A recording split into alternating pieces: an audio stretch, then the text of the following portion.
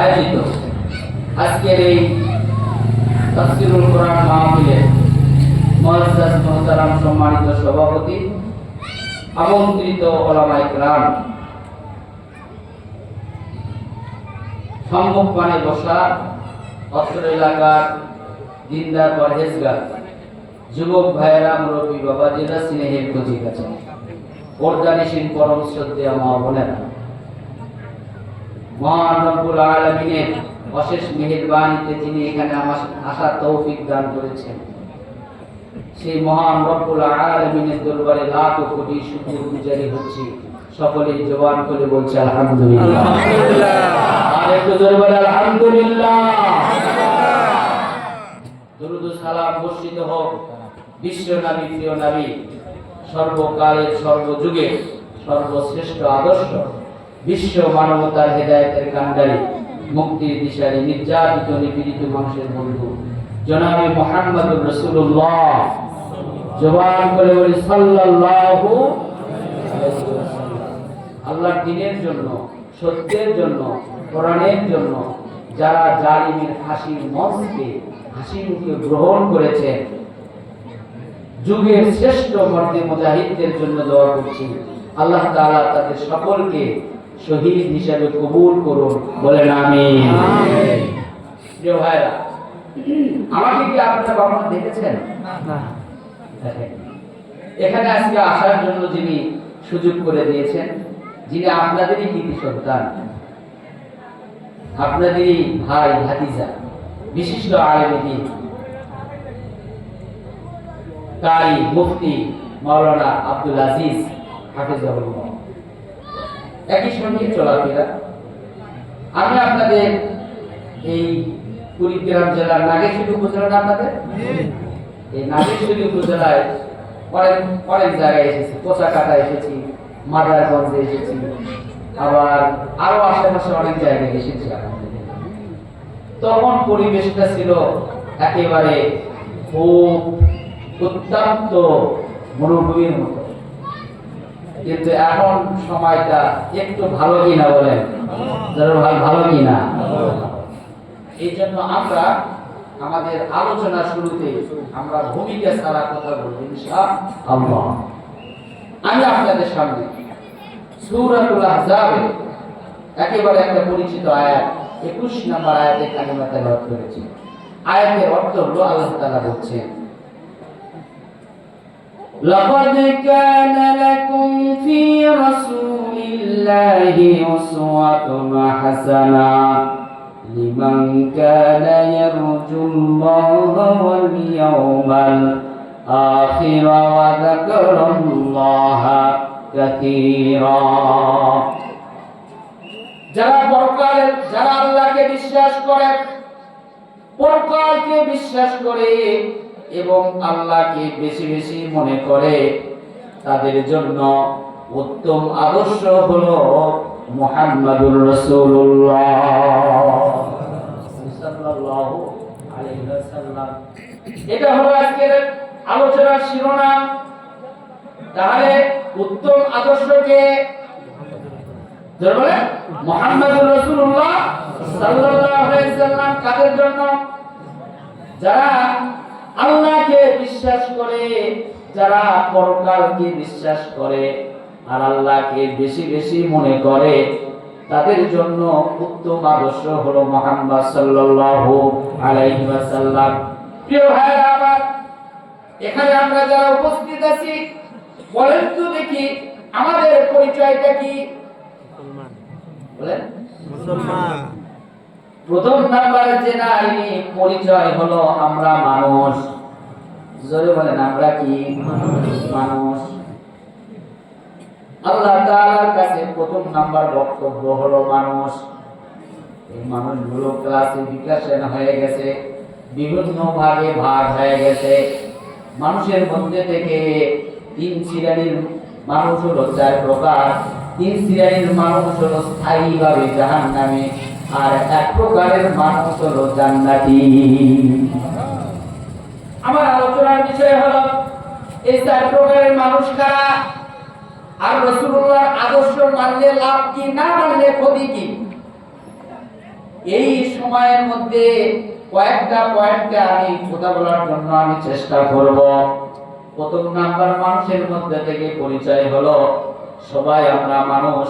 মানুষের জন্য আল্লাহর দেওয়া যতগুলো নাজ নিয়ামতগুলো আছে সকল মানুষেরা গ্রহণ করছে কিনা? সূর্যের আলো আমিও গ্রহণ করছি, আপনিও গ্রহণ করেন, দুনিয়ার সমস্ত মানুষেরা গ্রহণ করে। কারো ক্ষেত্রে কোনো কমতি আছে কি? কোনো কমতি নাই। আল্লাহর দেওয়া অক্সিজেন গুলো আমরা গ্রহণ করি। বলেন তো দেখি, কারো ক্ষেত্রে কোনো কমতি আছে নাকি? কোনো কমতি নাই। যদি না থেকে থাকে, দুনিয়ার সমস্ত নাজ নিয়ামত গুলো শুধুমাত্র মানুষের জন্য। ওয়াল্লাযী খালাকা লাকুম মা ফিল আরদি জামিআ, দুনিয়ার যা কিছু সৃষ্টি আছে সবগুলো সৃষ্টি হলো শুধুমাত্র কেবলমাত্র মানুষের জন্য। সব যদি মানুষের জন্য হয়, তাহলে আমাদের বিবেকটা বলে কি আমাদেরকে কার জন্য হওয়া লাগবে? বুঝেন না? কার জন্য হওয়া লাগবে? আল্লাহর জন্য হওয়া লাগবে। মানুষ যে মারা যায়, মানুষ মারা যাওয়ার পর একটা দোয়া করে না? পারেন কি যে দোয়াটা? পড়েন তো, ইন্না লিল্লাহি ওয়া ইন্না ইলাইহি রাজিউন। আমরা পড়ি তো মানুষ মারা গেলে, কিন্তু মানুষ মারা যাওয়ার পর দোয়াটা পড়ি, কিন্তু এর বাংলাটা তো কখনো দেখি না। ইন্না লিল্লাহ, নিশ্চয় আমরা আল্লাহর জন্য। কার জন্য? আল্লাহর জন্য। ওয়া ইন্না ইলাইহি রাজিউন, আমাদেরকে তার কাছে ফিরে যেতে হবে। মানুষ ইচ্ছা করলেও কি ফিরে যাবে কিনা? না, ইচ্ছা করলেও মানুষকে ফিরে যাওয়াই লাগবে। কারণ মানুষের জন্মই হয়েছে চলে যাওয়ার জন্য, থাকার জন্য নয়। জন্মটা হয়েছে আমাকে ফিরে যাওয়ার জন্যই জন্ম হয়েছে। ফিরে যাওয়ার রিটার্ন টিকিট, আমার ভিসা পাসপোর্ট আমাকে দিয়েই আমার জন্ম হয়েছে। আমার ফিরে যাওয়ার টিকিটের নাম হলো মৃত্যু। ফিরে যাওয়ার টিকিটের নাম কি? মরণ থেকে পালাও তুমি, মরণ তোমায় লইবে গিরি। যদিও সুদূর আকাশ পানে, লুকাও সেটাই লাগিয়ে সিঁড়ি। এই মহারোগের চিকিৎসক নাই, নাই সে ঔষধ জগতে। খুঁজিয়া কাতর হইলে কি হবে, পারিবে না তারে ফিরাতে। কেউ থাকতে পারে না, পেরেছে কি? সবাই থাকতে চেয়েছে, কি সবাই থাকতে চেয়েছে, কিন্তু কেউ থাকতে পারে না, চলে যেতেই হয়েছে। ইচ্ছাই হোক আর অনিচ্ছাই হোক, জয় বলে ঠিক কিনা?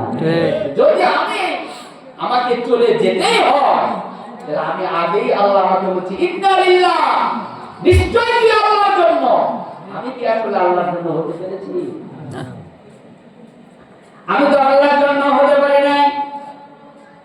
আমার সামনে হলো শয়তান, পিছনে দুনিয়া, আমার ডানে হলো আমার নফস, বামে হলো আমার দুনিয়ার ভালোবাসা, প্রবৃত্তির লোভ লালসা।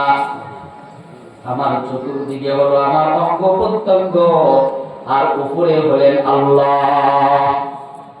বলেন তো দেখি, সামনে ইবলিস বলতেছে কি আমাকে গ্রহণ করো, আমাকে তুমি গ্রহণ করো। ইবলিস বলতেছে আমাকে গ্রহণ করো, আর আল্লাহ বললেন ইন্নাহু লাকুম আদুউম মুবিন। খবরদার, খবরদার, শয়তানকে তুই অনুসরণ করিস না। শয়তান কিন্তু তোর প্রকাশ্য দুশমন। এখন বলেন তো দেখি, শয়তানকে অনুসরণ করতে আল্লাহ নিষেধ করেছেন, কিন্তু আমি শয়তানকে অনুসরণ করছি কিনা? বলেন, আমি শয়তানকে অনুসরণ করতেছি। দুনিয়া বলতেছে আখিরাতকে বাদ দাও, আমাকে ধরো। দুনিয়া বলতেছে আখিরাত বাদ দাও, আমাকে ধরো। দুনিয়াকে ধরো। বলেন তো দেখি, দুনিয়াটা হলো আকাশের জ্যোৎস্নার মতো। কিসের মতো? আকাশে যে জ্যোৎস্না আছে, চাঁদ আছে, চাঁদের মতো হলো দুনিয়া। আপনি হাঁটতে থাকবেন, মনে হয় যেন চাঁদটা আপনার সঙ্গে হেঁটে যাচ্ছে। চাঁদটা আপনার সঙ্গে হেঁটে যায়, কিন্তু আসলে চাঁদ কি হাঁটে নাকি? চাঁদ তো চাঁদের জায়গায় থাকে। আমি মানুষ, আমি আব্দুর রহিম, আমি থাকি না। আমি আব্দুল কুদ্দুস, আমি থাকি না। আমাকে চাঁদ ফাঁকি দেয়, চাঁদের জায়গায় চাঁদ ঠিকই থাকে। আমি আব্দুর রহিম কিন্তু দুনিয়ায় থাকতে পারি না। আজকে ক্লাস নিতে গিয়ে আমি আমার স্টুডেন্টদেরকে বললাম, আমি একজন টিচার, শিক্ষকতা আমি করি। বুঝাতে গিয়ে বললাম, বলো তো দেখি দুনিয়ার সম্পদটা কার? আমার? আমার নয়। দুনিয়ার সম্পদটা হলো আমার ইন্তেকালের পরে উত্তরাধিকারীর জন্য, আমার ছেলের জন্য, আমার মেয়ের জন্য, আমার স্ত্রীর জন্য। কিন্তু দুনিয়ার সম্পদটা তো আমার নয়। বলেন আমার নাকি? আমার নয়। আমি মারা গেলাম, মারা যাওয়ার পর আমার রূহটা কার জন্য? আমার রূহটা আল্লাহর কাছে ঠিকই ফিরে চলে গেছে। যার কাছে যাওয়ার দরকার তার কাছে ঠিকই চলে গেছে। সম্পদটা ছেলে মেয়ে স্ত্রী পরিবারের জন্য হয়ে গেছে। আর নিজের শরীরের এত সৌন্দর্যতা কবরে ফেলে দিয়ে আসবে। কবরের মধ্যে আমার জন্য পোকামাকড় গুলো আমারে খেয়ে আমাকে শেষ করে ফেলে দিবে। তাহলে যদি রূহটা আল্লাহর জন্য হয়, আর যদি আমার সম্পদ গুলো যদি আমার উত্তরাধিকারীদের জন্য হয়, আর যদি নিজের হাড্ডি গোস্ত গুলো যদি পোকামাকড়ের জন্য হয়, আমার কি? আমার জন্য তো নেকামত।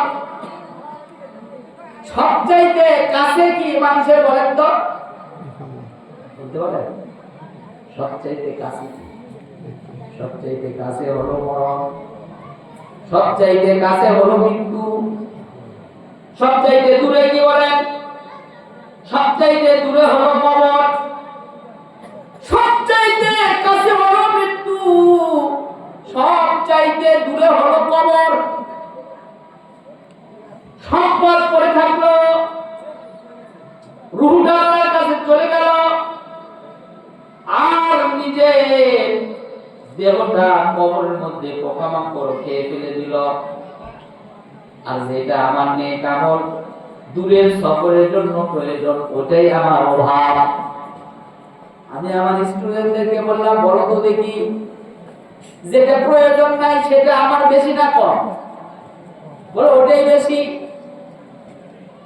10 তলা বিল্ডিং, তারপর উপর দিকে আরো রড ছাড়ে রাখছে, তার মানে আরো বলবে কি? আরে ভাই কথা বল, ঠিক কিনা? 3 তলা বিল্ডিং হয়ে গেছে, আরো রড ছাড়ে রাখছে, আরো বলবে। এটা দুনিয়া নিয়ে যেতে পারবে না, ও নিজেও জানে, তারপরও করে। ওই যে দেখলেন না 360টা বাড়ি একজনের মন্ত্রী ছিল না? আর একজন মানুষ বেঁচে থাকার জন্য এত বাড়ি ঘর লাগে নাকি? এত বাড়ি ঘর লাগে না। তারপরেও মানুষের নেশা, মানুষ জানে যে বিড়ি খাইয়া কিচ্ছুই হয় না, তারপরেও মানুষ বিড়ি খায়। ওই বিড়ি খায়া ধোঁয়া উড়ানোর মতো টাকা ইনকাম করে সম্পদের মালিক হওয়া, কোটি টাকা আছে আরো কোটি টাকা চাই, এত আশা আকাঙ্ক্ষা, এত লোভ লালসা। আল্লাহ তাআলা বলেছেন, হাকুম তাকাতু হাত্তা যুরতুমুল মাকাবির। প্রাচুর্যের প্রতিযোগিতায় মানুষ নেমে গেছে, আর প্রাচুর্যতার কারণে কবরের কথা কারো মানুষ ভুলে গেছে। কবরের কথা ভুলে গেছে। ইমাম গাজ্জালী রাহমাতুল্লাহ আলাইহি বলেন, একজন বাদশা নাকি রাতের বেলা স্বপ্ন দেখছে। স্বপ্নটা হলো পিছন দিক থেকে তাকে বাঘ একটা তাড়া করছে। বাঘের তাড়া খাইয়া বাদশাটা গাছে বসে, গাছে ওঠার পর দেখে যে বাঘ ওই গাছের গোড়ায়, গাছের গোড়ায়। এইবার বাদশা দুইটা ডাল ধরছে, ডাল ধরে দেখতেছে একটা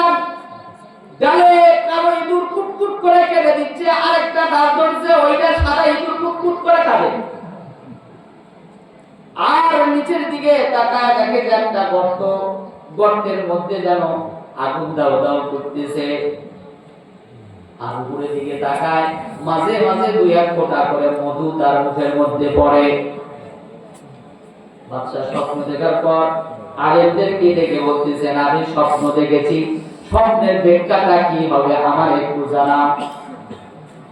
আলেমরা বলতেছে, বাদশা নামদার, ওই যে আপনাকে পাক তারা করছে, এইটা কোনো পাক না, এর নাম মালাকুল মউত আজরাইল। প্রত্যেকটা মানুষের পিছনে এই মালাকুল মউত আজরাইল আছে কিনা? সবাইকে দাবড়ায় নিয়ে বেড়ায় প্রতিদিন। বন্ধুগণ আমার, আর আপনি যে ডাল ধরেছেন, একটা ডালে কালো ইঁদুর আর একটা ডালে সাদা ইঁদুর কুটকুট করে কেটে দিচ্ছে। একটা হলো কালো ইঁদুরটা হলো রাতের প্রতীক, আর সাদা ইঁদুরটা হলো দিনের প্রতীক। দিন আর রাত দিনে আপনার হায়াতটা ওই রকম করে ফুলে যাচ্ছে। এই যে চাচা বেবি বলেন তো দেখি, চুল কবে কাটছে করবার? চাচা একদিন আমার মতো যুবক ছিল, কি চুল দাড়ি কখন পেকে গেছে বুঝতে পারেনি, কখন যেন বয়স 60 হয়ে গেছে বলতে পারে না। কি দিন আর রাত মিলে মিলে এরকম করে হায়াতটা পড়ে যাচ্ছে। নিচের দিকে তাকিয়ে যে আগুনে গর্তটা দেখতেছে, আর এরা বলতেছে এই গর্তটা হলো কবর। আর উপরের দিকে তাকায়া দুই এক ফোঁটা করে মধু খাচ্ছে। এই মধুটা হলো তার ব্যবসা, এই মধুটা হলো তার চাকরি, এই মধুটা হলো তার জমা জমি, এই মধুটা হলো তার দুনিয়ার ভালোবাসা। দুই এক ফোঁটা করে মধু খাওয়ার জন্য তার ওই নিচে বাঘের কথা ভুলে গেছে, কালো ইঁদুর আর সাদা ইঁদুরের কথা ভুলে গেছে। আর নিচের দিকে ওই যে দাউ দাউ করে আগুন জ্বলতেছে, এটাও ভুলে গেছে। বলেন তো দেখি আমাদের হালতটা এরকম কিনা?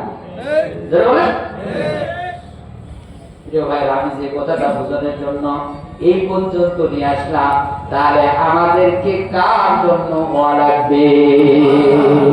আল্লাহর জন্য। সব জায়গায়, ব্যক্তিতে, পরিবারে, সমাজে, রাষ্ট্রে, সব জায়গায় হওয়া লাগবে কার জন্য? আল্লাহর জন্য হওয়া লাগবে। আপনি তাকায় দেখেন, আমরা রূহের জগতে ছিলাম, সমস্ত রূহকে আল্লাহ একদিনে সৃষ্টি করে প্রত্যেকটা রূহ এক একটা কৌটার মধ্যে দিয়ে রাখতেছে। সব রূহগুলো একটা কৌটার মধ্যে, এক একটা রূহ। এখন বলেন তো দেখি, ওই জায়গায় রূহটা যখন মায়ের পেটের মধ্যে আসছে, আমরা কি মারামারি করে আসছি না আল্লাহ দয়া করে দিয়েছেন বলে আসছি? জোরে বলে, আল্লাহ দয়া করে দিয়েছেন আসছি। মায়ের পেটের মধ্যে থেকে যে আমরা ছিলাম, ওখানে কার ইচ্ছায় ছিলাম? আল্লাহর ইচ্ছায় ছিলাম না আমার ইচ্ছায় ছিলাম? আল্লাহর ইচ্ছায় ছিলাম। তাহলে ওখান থেকে আসার ইচ্ছাটা আমার নয়, আসার ইচ্ছাটা কার? আল্লাহ। পেটের মধ্যে থাকার ইচ্ছাটাও আল্লাহ। এখান থেকে বের হয়ে দুনিয়াটা আমরা যে বসবাস করতেছি, এখানে কার ইচ্ছায় চলছে? এখানে নিজের ইচ্ছায় চলছে, এখানে আল্লাহর ইচ্ছায় নয়। আবার এখান থেকে যখন আপনি বিদায় হবে, আমার ইচ্ছায় যাব না আল্লাহর ইচ্ছায় যাব? কবরে আমার ইচ্ছায় থাকবো না আল্লাহর ইচ্ছায় থাকবো? কিয়ামতের ময়দানে দাঁড়িয়ে থাকবো আমার ইচ্ছায় না আল্লাহর ইচ্ছায়? তাহলে সব জায়গায় যদি আল্লাহর ইচ্ছায় হয়, তাহলে আল্লাহ দুনিয়ায় পরকালের তুলনায় দুনিয়াটা হলো সমুদ্রের মধ্যে একটা আঙ্গুল চুপালে, এই আঙ্গুলের সঙ্গে যতটুকু পানি উঠলো, এই পানিটা হলো দুনিয়া। আর সমুদ্র, সাগর, মহাসাগরে যতগুলো পানি আছে, সবগুলো পানি হলো আখিরাত। বলে সুবহানাল্লাহ, জোরে বলেন আলহামদুলিল্লাহ, জোরে বলেন আল্লাহু আকবার। তাহলে এক ফোঁটা পানির জন্য মহাসাগরের সব সুখ ভালোবাসার কথা ভুলে গেছে, ঠিক কিনা বলেন? প্রিয় ভাই সব, এখন আসেন, আমরা বলছিলাম মানুষ কয় প্রকার? জরুরি কয় প্রকার? 4 প্রকার। কয় প্রকারের মানুষ জান্নাতি? জোরে বলেন, 1 প্রকার। জাহান্নামী কয় প্রকারের? 3 প্রকারের। এখন আসেন, এই যে এক প্রকারের মানুষ জান্নাতি, এরা কারা? এরা হলো ঈমানদার। এই যে আল্লাহ বলছেন যারা আল্লাহকে বিশ্বাস করে, পরকালকে বিশ্বাস করে এবং আল্লাহকে বেশি করে মনে রাখে, তাদের জন্য আদর্শকে মুহাম্মদুর রাসূলুল্লাহ সাল্লাল্লাহু আলাইহি ওয়াসাল্লাম বলেন তাদের জন্য আদর্শ। এখন বলেন তো, একটু কথা বলা লাগবে, আল্লাহকে যারা বিশ্বাস করে তারা কারা? ঈমানদার। বলেন তারা কারা? ঈমানদার। পরকালকে যারা বিশ্বাস করে তারা কারা? ঈমানদার। যারা আল্লাহকে সব সময় মনে রাখে, সুখে দুঃখে সব জায়গায় মনে রাখে, তারা কারা? ঈমানদার। তাহলে বোঝা গেল যে ঈমানদারদের জন্য আদর্শ হলো মুহাম্মদ সাল্লাল্লাহু আলাইহি ওয়াসাল্লাম, আর একমাত্র ঈমানদাররাই হলো জান্নাতি। সুবহানাল্লাহ। প্রিয় ভাইরা, এখন প্রশ্ন হলো আমি ঈমানদার কিনা?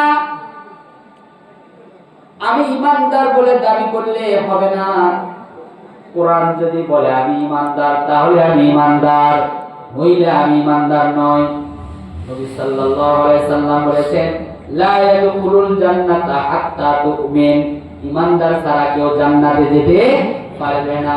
বলেন তো দেখি, আমরা ঈমান এনেছি না ঈমান পেয়েছি? বলেন, আমরা ঈমান এনেছি না ঈমান পেয়েছি? আমরা ঈমান পেয়েছি, আমরা ঈমান আনি নাই। ঈমান এনেছে বেলাল রাদিয়াল্লাহু তাআলা আনহু, ঈমান এনেছে খাব্বাব রাদিয়াল্লাহু তাআলা আনহু, ঈমান এনেছেন খুবাইব রাদিয়াল্লাহু তাআলা আনহু। কিন্তু আমরা ঈমান পেয়েছি, আমরা ঈমান পেয়েছি বলে আমাদের ঈমানের অবস্থা খুব ভালো, ঠিক না? ঈমান পেয়েছি বলে আমাদের ঈমানের অবস্থা খুব খারাপ, ঠিক কি না? কারণ পাওয়া জিনিসের গুরুত্ব কম হয় না বেশি হয়? কম হয়। বাবার জমি যদি কেউ 50 বিঘা ভাগে পায়, ছেলের বিক্রি করে খাইতে দ্বিধা হয় না, কারণ ওই জমি কিনতে সন্তানের কষ্ট হয় না, ঠিক কি না? আমি একদিন ভ্যানে চলে যাচ্ছি, এক লোক এখন আফসোস করে বলতেছে আমি মরে যাবো, তাও জায়গাটা বিক্রি করবো, অনেক কষ্ট করে জায়গাটা কিনছে। বলেন তো দেখি, লোকটা মরে যেতে চাচ্ছে, মরে যাবো, তাও জায়গা বিক্রি করতে রাজি নয়। কিন্তু ওই জমিটাই যখন সন্তান পাবে, তখন কি সে তার বাবার মতন করে বলবে আমি মরে যাবো, তার জায়গা বিক্রি করবো না? এ কথা কি বলবে? করবে না। কেন? কারণ ওই জমি কিনতে সন্তানের কষ্ট। প্রিয় ভাইরা আমার, এখন আসেন ঈমান। নবী রাসূলরা ঈমানদার ছিলেন, একেবারে এক নম্বরের ঈমানদার। ঈমানদার হওয়ার পর নবীদের সন্তানরা জাহান্নামে যাবে কিনা? বলেন তো দেখি, প্রথম নবীর নাম কি? বলেন। আদম আলাইহিস সালাম। প্রথম নবীর নাম কি? আদম আলাইহিস সালাম। আদমের একটা সন্তানের নাম হলো হাবিল, আর একটা সন্তানের নাম হলো কাবিল। বলেন তো দেখি, কাবিল হাবিলকে হত্যা করেছিল কিনা? হত্যা করেছিল। বলেন এখন কাবিল জান্নাতে যাবে না জাহান্নামে যাবে? কাবিল জাহান্নামে যাবে। কোথায় যাবে? জাহান্নামে যাবে। কাবিলের বাবার নাম কি? আদম। বলেন, কাবিলের বাবার নাম হলো আদম, হাবিলের বাবার নামও আদম। হাবিল হলো ঈমানদার আর কাবিল হলো বেঈমানদার। নবী হওয়ার পর তার সন্তান কিয়ামতের দিন জাহান্নামে। দুই নম্বর যাকে আদমের স্থানী বলা হয়, তার নাম হলো নূহ আলাইহিস সালাম। দ্বিতীয় আদম যাকে বলা হয়, এই জায়গায় তাকিয়ে দেখেন, নূহ আলাইহিস সালাম 1 বছর নয়, 2 বছর নয়, 950 বছর দাওয়াতি কাজ করেছেন। কিন্তু নূহ আলাইহিস সালামের সন্তান এবং নূহ আলাইহিস সালামের স্ত্রীর নাম হলো আগেলা। জোরে বলেন, নূহর সন্তানের নাম কি? কেনান। আর নূহ আলাইহিস সালামের স্ত্রীর নাম কি? আগেলা। নবী কিন্তু স্ত্রীও জাহান্নামী, আবার সন্তানও জাহান্নামী। সন্তান জাহান্নামে চলে যাবে, বাবা কিছুই করতে পারবে না। স্ত্রী জাহান্নামে চলে যাবে, নবী হওয়ার পরও কিছুই করতে পারবে না। কেন? কারণ কিনান বেঈমানদার, ইমানদার নয়। স্ত্রী হওয়া গেলা ইমানদার নয়, যার কারণে স্ত্রীও জাহান্নামী, সন্তানও জাহান্নামী। প্রিয় ভাইরা, আরেকজন নবীর নাম হলো লূত আলাইহিস সালাম। কি নাম? জোরে বলেন। লূত আলাইহিস সালাম। লূত আলাইহিস সালামের স্ত্রীর নাম হলো ওয়ালিহা। লূত নবী হওয়ার পরও কিয়ামতের ময়দানে লূত আলাইহিস সালামের স্ত্রী জাহান্নামে যাবে। কেন যাবে? কারণ লূতের সময় একটা অপরাধ ছিল। অপরাধটা হলো ছেলে ছেলে জিনা করত। সুবহানাল্লাহ, নাউজুবিল্লাহ। ছেলে ছেলে জিনা করত। এই ছেলে ছেলে জিনার পক্ষে ছিল লূতের স্ত্রী। লূত নবী হওয়ার পরও কিয়ামতের দিন লূতের স্ত্রী জাহান্নামে চলে যাবে। লূত কিছুই করতে পারবে না। এরপরে চলে আসেন হযরত ইব্রাহিম আলাইহিস সালাম। ইব্রাহিম আলাইহিস সালাম আমাদের জাতির পিতার নাম কি? জোরে বলেন। আগে কে ছিল? 5 আগস্টের আগে কে ছিল? জোরে বলেন, কে ছিল? আরে ভাই জোরে বলেন। শেখ মুজিবুর। মানুষ মানুক আর না মানুক, ঘাড়ের উপরে চাপে দিছিল হাসিনা, ঠিক কিনা বলেন? জোরে বলেন, ঠিক কিনা? হাসিনা চাপিয়ে দিয়েছিল যে 5 আগস্টের আগে হাসিনা বাবার মূর্তি গোটা পৃথিবীতে মানুষকে বানাইয়া দিয়া গোটা পৃথিবীর মানুষদেরকে, বাংলাদেশের মানুষদেরকে বোকা বানাইয়া তারা এই কামটা করেছিল। বলেন তো দেখি, বাংলাদেশের মানুষ কি মেনে নিয়েছিল? মেনে নিয়েছিল? ওরা ছাত্র মেরে চেয়েছিল থাকতে ক্ষমতায়, ওরা আলেম মেরে চেয়েছিল থাকতে ক্ষমতায়, থাকিতে পারে নাই। আলেমরা পালায় না তো জালেম পালায়, আলেমরা পালায় না তো জালেম পালায়। ঠিক না? জালেমরা ছাত্র মেরে চেয়েছিল থাকতে ক্ষমতায়, হাসিনা আলেম মেরে চেয়েছিল থাকতে ক্ষমতায়, থাকিতে পারে নাই।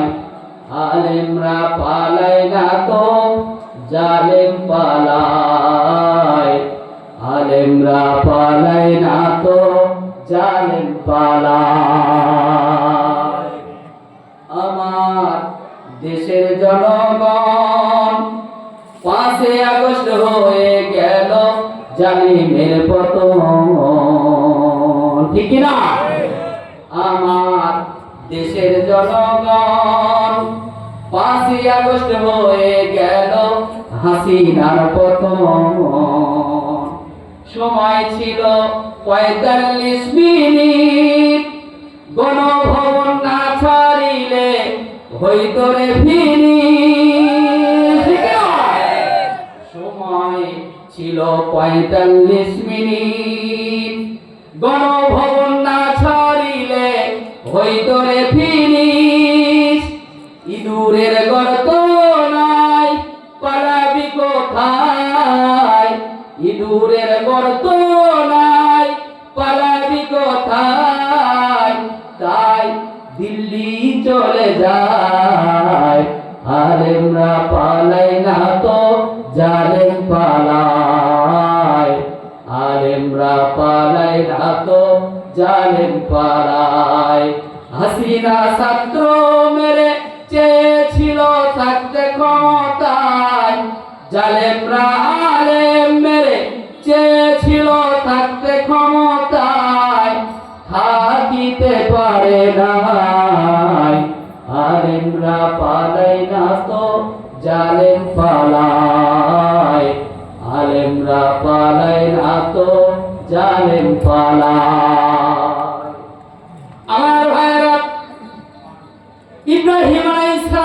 কতগুলো লকব আছে। এক নম্বর হলো মিল্লাত আবিকুম ইব্রাহিম, আরেকটা হলো জাইলুকা লিন্নাসি ইমামা, আরেকটা হলো আবুল আম্বিয়া, তার মানে হলো নবীদের বাবা, গোটা পৃথিবীর মানুষের নেতা, আর গোটা পৃথিবীর মানুষের জাতির পিতা ইব্রাহিম। বলেন তো দেখি ইব্রাহিমের বাবার নাম কি? জোরে বলেন। আজর। জোরে বলেন ইব্রাহিমের বাবার নাম কি? আজর। আজর কি ইমানদার না বেঈমানদার? আরে ভাই জোরে বলেন। বেঈমানদার। কিয়ামত কায়েম হয়ে যাওয়ার পর ইব্রাহিম আলাইহিস সালাম যখন আল্লাহ তাআলা ইব্রাহিমকে তার জান্নাতের পোশাকটা পরায়া দিবেন, এইবার পিতা আজর সন্তানের কাছে এসে দেখবে যে সন্তানের মর্যাদা আজকে অনেক অনেক বড় মর্যাদা। আল্লাহ তাআলা তাকে অনেক বড় সম্মান দিয়েছেন, কারণ এত বড় নবী, এত মর্যাদার অধিকারী। এইবার পিতা এসে সন্তানকে বলল, আমার কলিজার টুকরা সন্তান ইব্রাহিম, আজকের দিনে তোমার মর্যাদা বড়। আজকের এই দিনটা তুমি আমি আজকে বড় বিপদে পড়ে গেছি, আমার আজকে একটু এই বিপদ থেকে উদ্ধার করো। তুমি যদি আল্লাহকে কোনো কথা বলো, আল্লাহ তোমার কথা শুনবেন। আল্লাহ তাআলার কাছে তুমি যদি আজকে কোনো আরজি পেশ করো, আল্লাহ তাআলা তোমার আরজিটা শুনবেন। বাবা হইয়া, সন্তান হইয়া বাবার জন্য একটু সুপারিশ করো।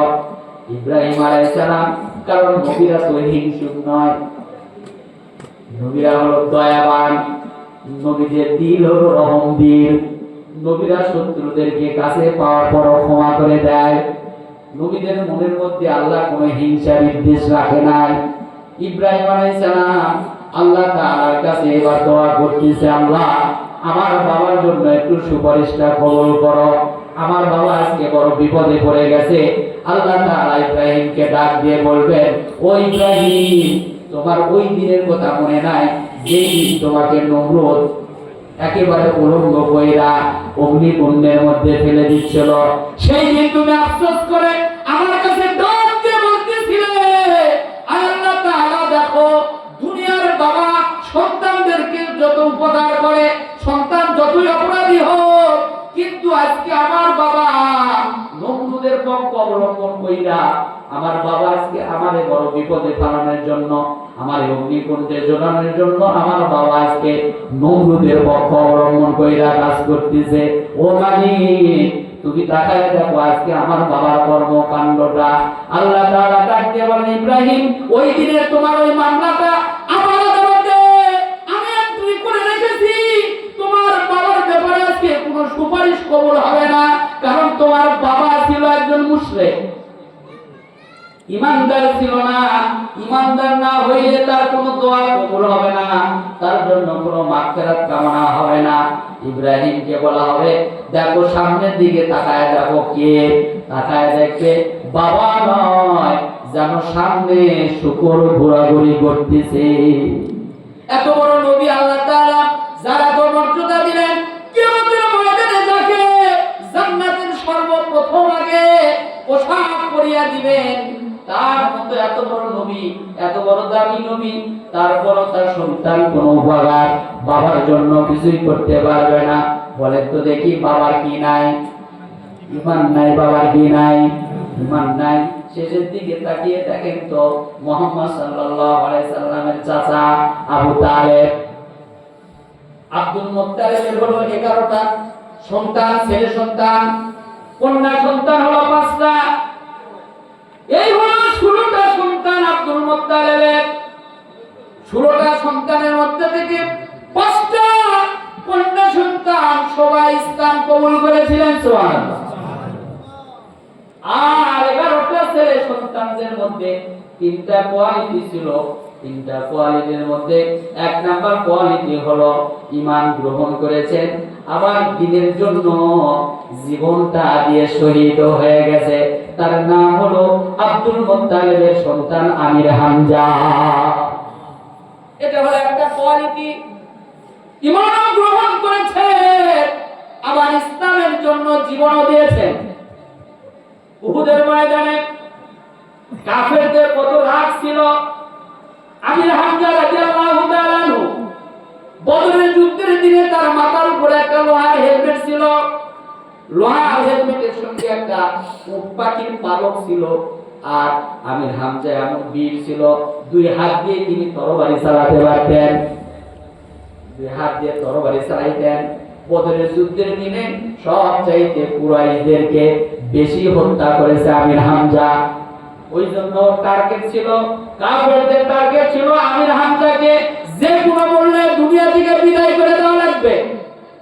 বাংলার জমিনেও তাকিয়ে দেখে এই দেশে যারা কালেমার পতাকা উড্ডীন করার জন্য যারা চেষ্টা করেছিল, এই দেশের যারা মধ্যে মুজাহিদ সর্বশেষ বিশ্ববরেণ্য আলেমে দ্বীন আল্লামা দেওয়ার হোসেন সাইদিকে ফাঁসিতে ঝুলিয়ে দেওয়ার হিম্মত না করার কারণে শেষ পর্যন্ত ইনজেকশন করে বিদায় করে দিয়েছে কিনা? এটা হলো যুগে যুগে কাফেরদের পরিকল্পনা।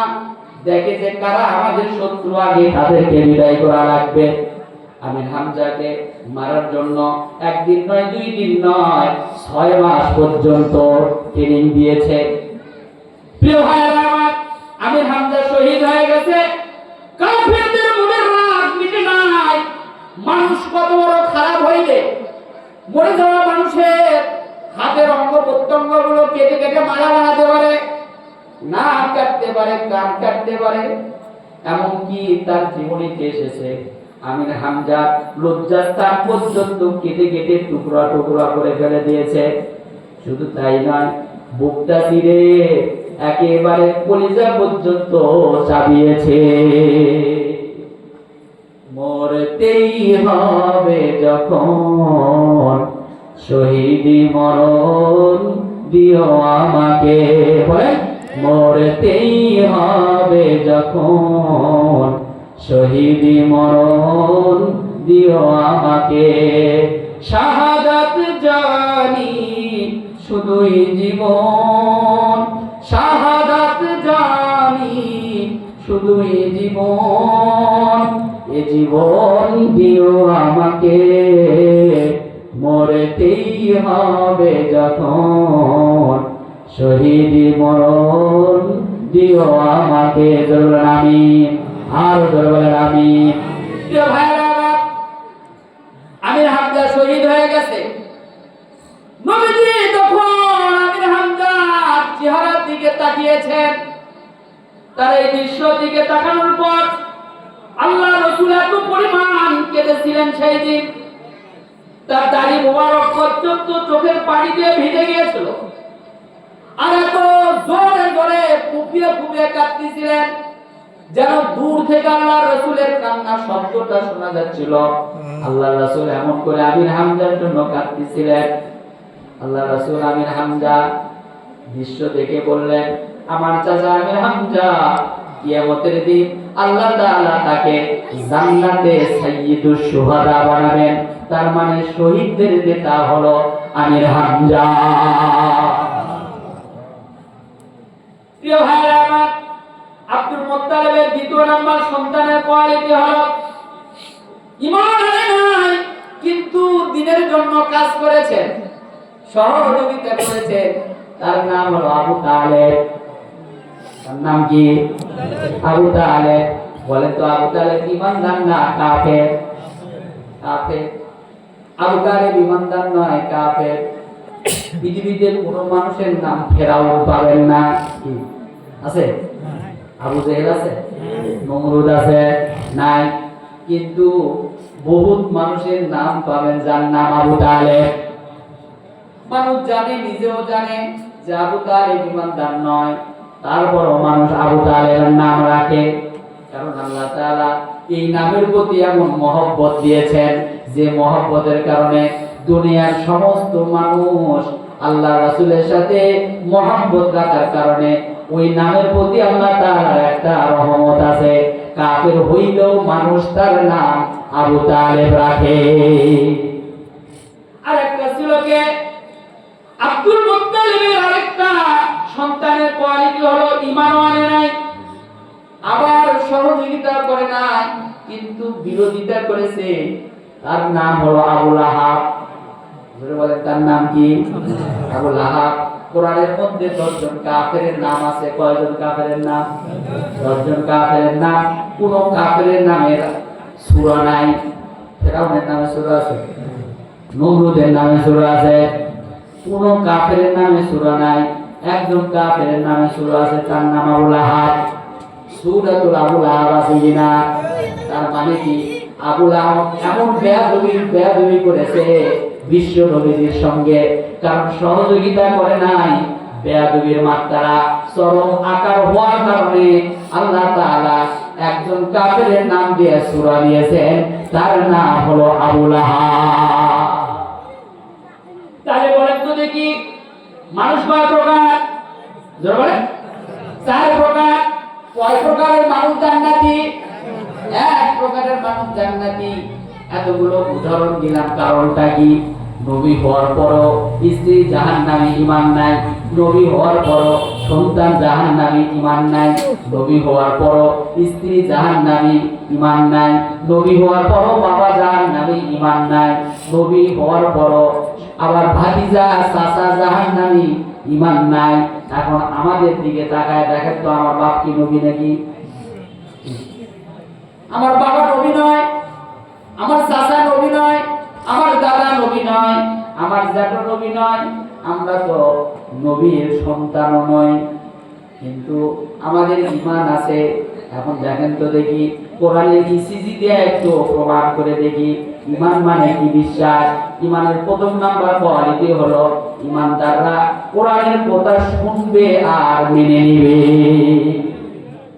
ঈমানদারের প্রথম বৈশিষ্ট্য কি বলে? শুনবে আর মেনে নেবে। এখন কি হচ্ছে, আগে জালেমদের বিরুদ্ধে কথা বললে এক পক্ষ ফেলে যেত, আর এখন জালেমরা, এখন সাদাবাজি, দুর্নীতিবাজ, টেন্ডারবাজের বিরুদ্ধে কথা কইলে তারা এখন ইমাম সাহেবের গোলা ছেড়ে ধরতেছে। জোরে দেখি না?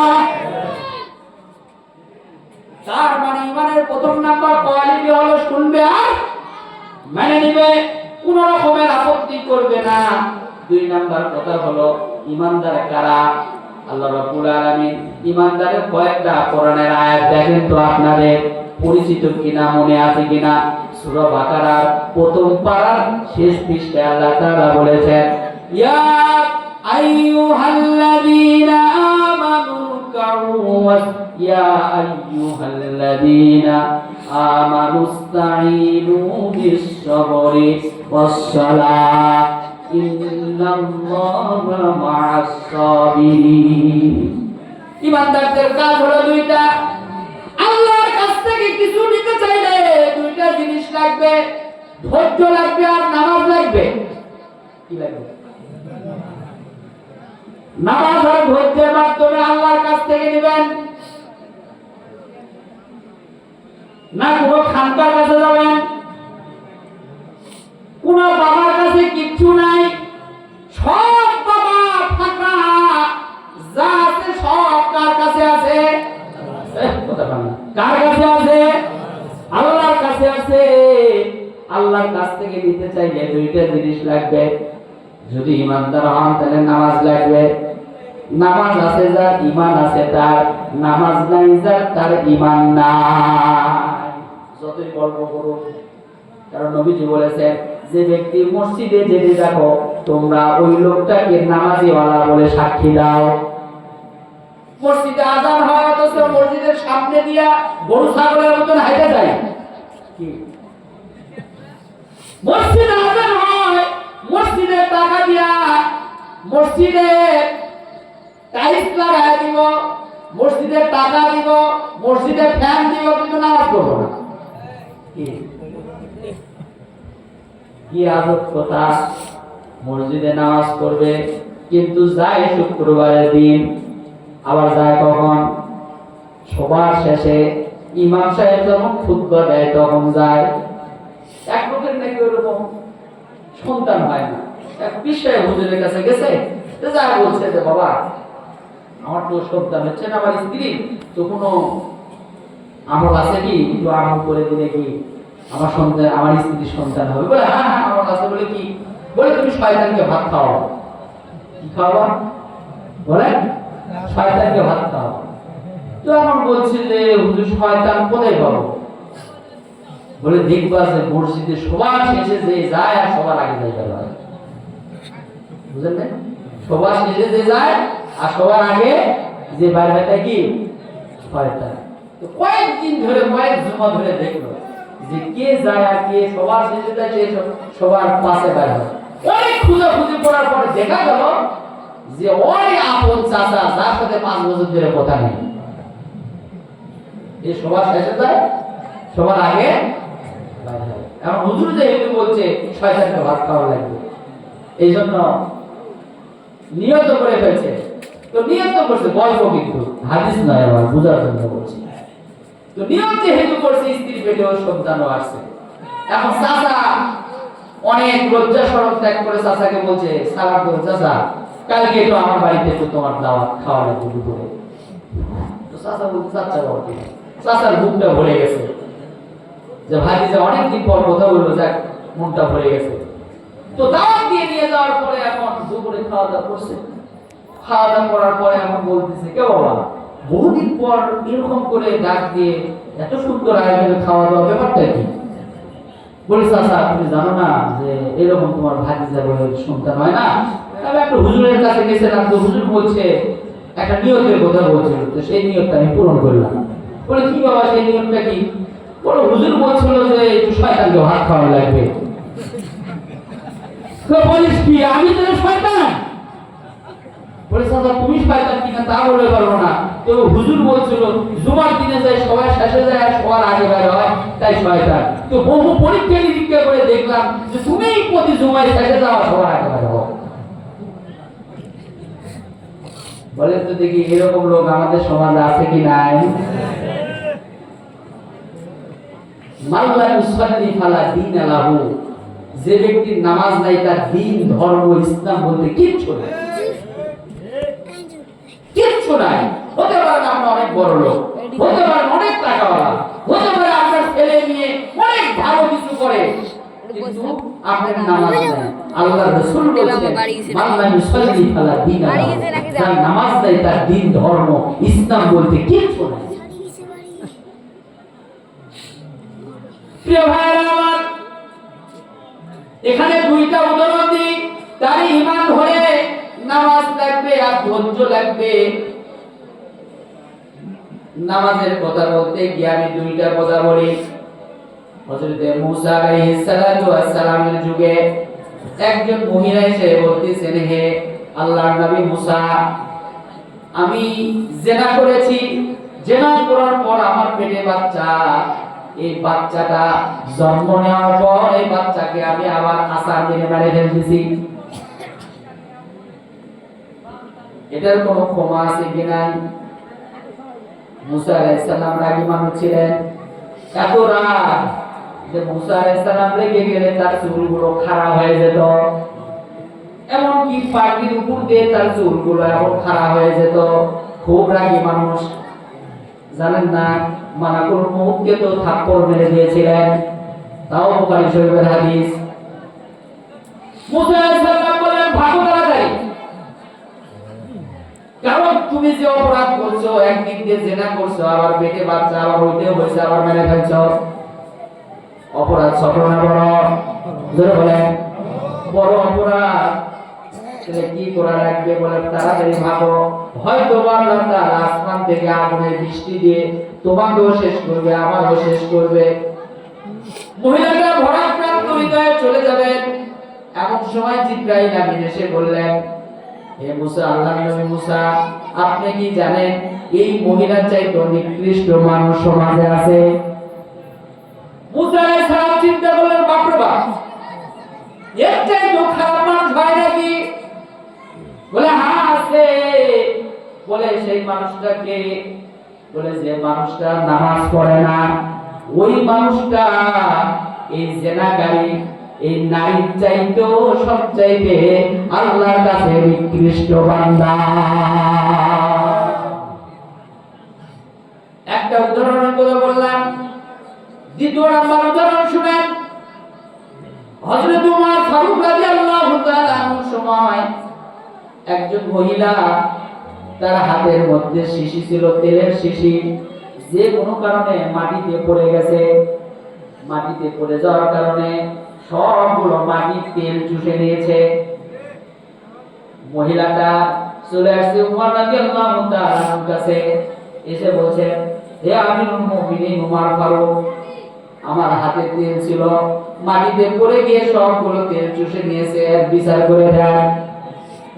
বলে তো বিচার হবে নাকি? আরে মাটিতে তেল পড়ে গেছে, মাটির তেল চুষে নিয়েছে, তাতে উমর করবে কি? কিন্তু মজার কাহিনী হলো, কোন গোলাম যদি তার মালিকের হয়ে যায়, তাহলে ওই গোলাম মুখ দিয়ে যা বলবে আল্লাহ ওই গোলামের সেই কথাটাই কবুল করে। প্রিয় ভাইরা আমার, উমর রাদিয়াল্লাহু তাআলা চিঠি লিখে, একটা সিরকুট লিখে এইবার মহিলার হাতে ধরিয়ে দিয়ে বললেন, এই সিরকুটটা যে জায়গায় তোমার তেল পড়ে গেছে ওই জায়গায় নিয়ে গিয়ে সিরকুটটা ফেলে দিবে। মহিলা অনেক মনের মধ্যে আনন্দ নিয়া দেখি উমরের সিরকুটের কত পাওয়ার। আরে পাওয়ার ভাবটা কি হবে? কারণ উমরের সিদ্ধান্তের উপরে আল্লাহ 6টা কোরআনের আয়াত নাযিল করেছেন। উমরের সিদ্ধান্ত যা, আল্লাহর সিদ্ধান্ত তাই। উমর তো উমরই। একটা উমর এই জামানায় দাও হে মেহেরবান, বলেন একটা উমর এই জামানায় দাও হে মেহেরবান। দিনের পথে অকাতরে, দিনের পথে অকাতরে বিলিয়ে দিবে প্রাণ। একটা উমর এই জামানায় দাও হে মেহেরবান, বলেন একটা উমর এই জামানায় দাও হে মেহেরবান। একটা উমর এই জামানায় দাও হে মেহেরবান। দিনের পথে অকাতরে, দিনের পথে অকাতরে বিলিয়ে দিবে প্রাণ। একটা উমর এই জামানায় দাও হে মেহেরবান। আমার ভাইরা, মহিলাটা সিরকুটটা নিয়ে গিয়ে যে জায়গায় তেল পড়ে গেছে ওই জায়গায় গিয়ে সিরকুটটা দিয়ে দিছে। সিরকুট দেওয়ার সঙ্গে সঙ্গে মাটির মধ্যে থেকে যতগুলো তেল ছিল সবগুলো তেল উপরে এসে একবারে ভাসা শুরু করছে। সুবহানাল্লাহ বলে, জোরে বলে আলহামদুলিল্লাহ, আর একটু জোরে বলে আল্লাহু আকবার।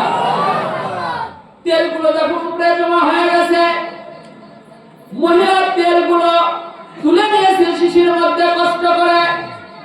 তুলে নেওয়ার পর এইবার মহিলার মনের মধ্যে চিন্তা হয়েছে, ওমর কি লিখেছে তার সিরকুটের মধ্যে? সিরকুটের মধ্যে লেখা আছে, ও মাটি তুই তেল ফেরত দিবি না, তোর মধ্যে আমি একজন বেনামাজিকে ঢুকায় দেব। মাটি তেল ফেরত দিতে রাজি, কিন্তু পেটের মধ্যে বেনামাজিকে দিতে রাজি না। প্রিয় ভাইরা আমার, দুনিয়ার জীবনে খাওয়া হয়, পড়া হয়, সংসার হয়, চাকরি হয়, ব্যবসা হয়, বাণিজ্য হয়, সব কিছু হয়, কিন্তু আমি এত বড় নাদান হয়ে গেছি, আজান হয়ে যাওয়ার পর আল্লাহর ঘরে যাওয়া আমি প্রয়োজন মনে করি না। 2 নাম্বার কথা হলো, যারা ইমানদার হবে তারা আল্লাহকে যথাযথভাবে ভয় করবে, আর মুসলমান না হয়ে মরবে না।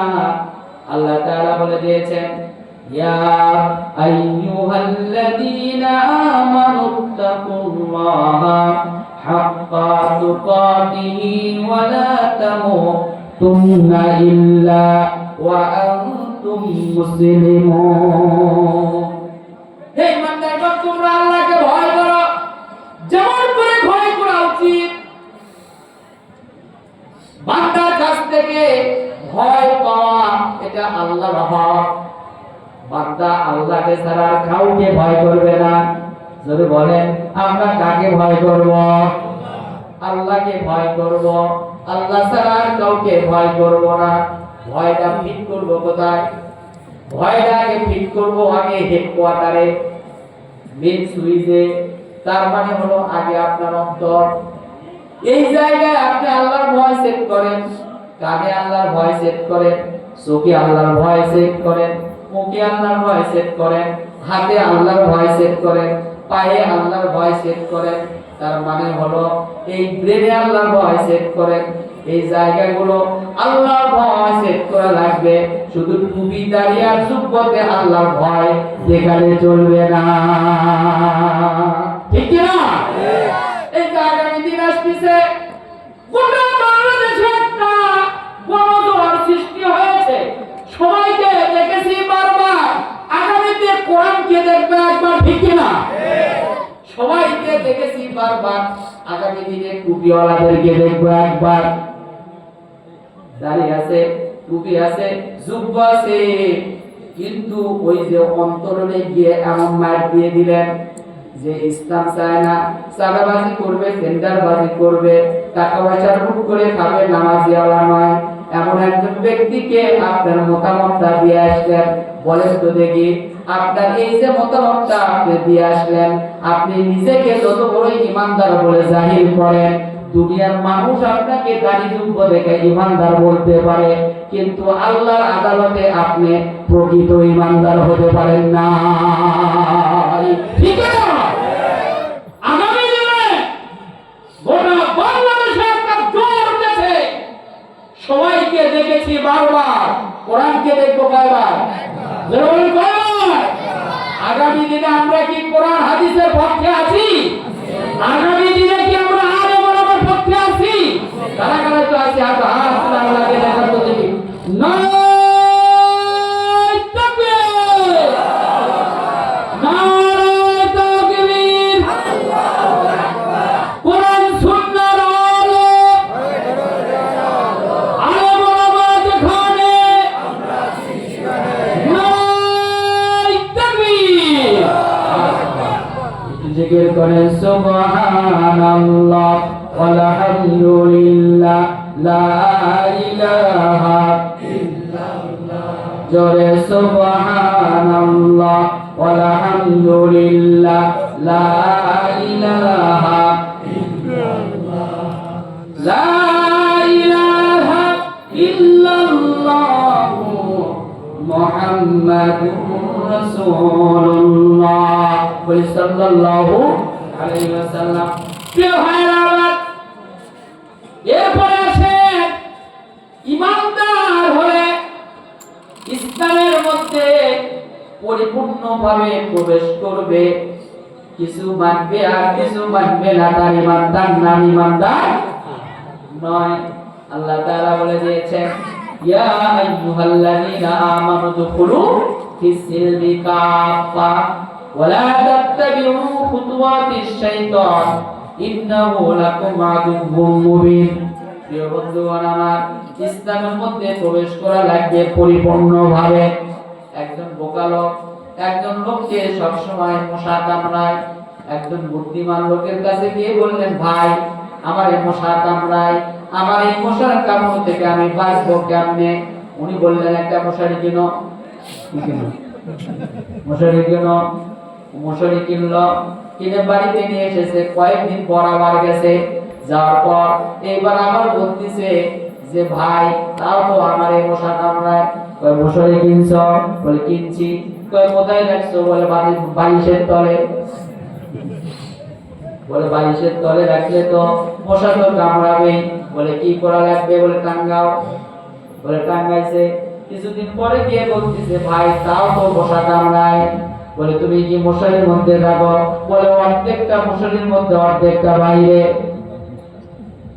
ইসলামের কিছু মানবেন আর কিছু মানবেন না, ইমানদার হতে পারবেন না। এই জন্য ইমানদারদের কাজ হলো ইসলামের মধ্যে পরিপূর্ণভাবে প্রবেশ করবে। এরপরে আসে ইমানদার হওয়ার জন্য যে কাজ, সেইটা হলো আপনি আল্লাহর অ্যাকাউন্টে আগে থেকে জমা করবেন। বলে তুমি কি আমি শুরুতে বলছিলাম মানুষ মারা গেলে কবর পর্যন্ত কয়টা জিনিস যায়? বলে তিনটা জিনিস যায়। মানুষ যখন ইন্তেকাল করে মানুষকে যখন